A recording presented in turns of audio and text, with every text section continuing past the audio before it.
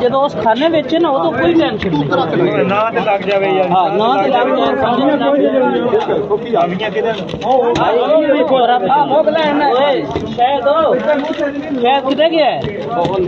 ਸ਼ਾਇਦ ਸਿਆਲ ਕੀ ਕਰਨੇ ਯਾਰ बराबर दियां दिव्या भी थे हाँ भाई फिरन लगे जब शायद ज्यादा होवे ना फूक मार के बेच मारो ये ना अगले पासे कबूतर उत्ते लग जाती है